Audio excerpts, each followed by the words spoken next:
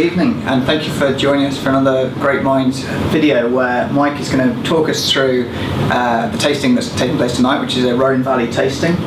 Mike recently got back from a stint in the Rhone Valley that he didn't even try and pretend was work related. It was all done purely for pleasure for it. Of course.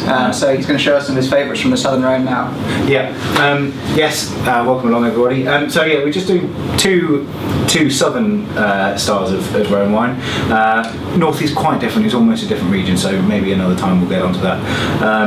But we've got a real treat for you. The first is a Vaqueras. Now, the Southern Rhone is really known for three grapes, which is the Grenache, Syrah, and Mourvèdre, and they kind of do different things. What they're really nice, what they do really well is in years where the Grenache Syrah gets really overripe, you can put more Grenache in, and if that gets too ripe, then you put Mourvèdre in. So it's a really good way of keeping consistency throughout.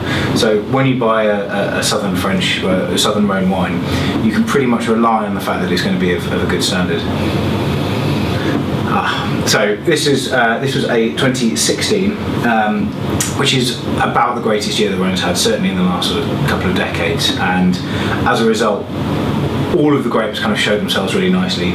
This blend was put in, it was fermented in stainless steel, didn't see any oak at all, but it's been left in bottle to mature over 2 years. And you can really smell that, although it's got a lovely intensity of kind of blackberry and bramble fruit, it's really starting to get that mature meatiness, which was why Rhone is so kind of well suited to a winter evening. The structure's really fine, and there's supple tannins, but they have already softened in the bottle in that couple of years. Yeah, and it's kind of it's really generous. It's a really exuberant kind of fresh, easy drinking wine. You're not going to drink that thing. I've got to get a novel out to understand how to appreciate it. It just goes down really pleasantly. And I will finish this off quickly, and we'll go on to its more famous cousin. So Vaqueras, a lovely little hilly village adjacent to the Rhone River.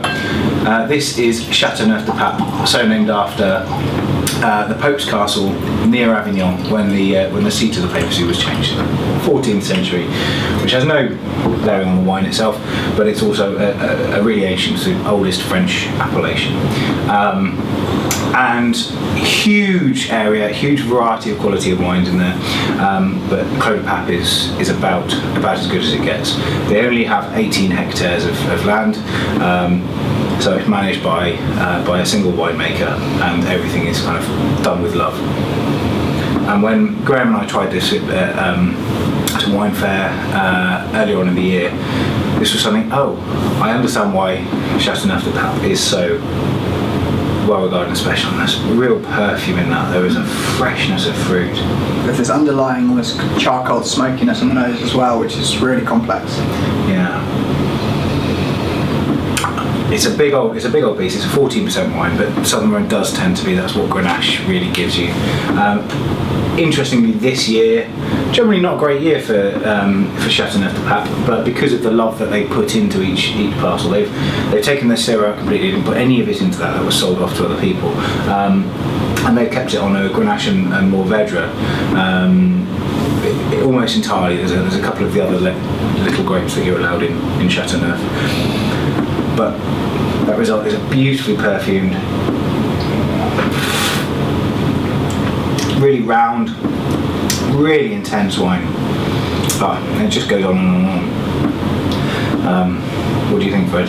Yeah, perfectly in harmony. All three grapes have been playing together. It's rich and powerful, but there's no inconsistencies there. It's just full flavoured and strong finish as well. Yeah, so it's a big mouthful. It's you can see the legs on it. It really fills you up. So you could quite easily sort of sit and sip a single glass all evening, and it would do you if that was how you wanted to do it. Or you could enjoy a bottle between two and really make an evening of things. But there you go. We'll be pouring this later on this evening at our Rhone Valley Tasting, if you're not lucky enough to be at that. And if you are lucky enough there's some left over the weekend, then we'd be happy to share a small glass with you. Otherwise, cheers. Have a lovely weekend. See you soon.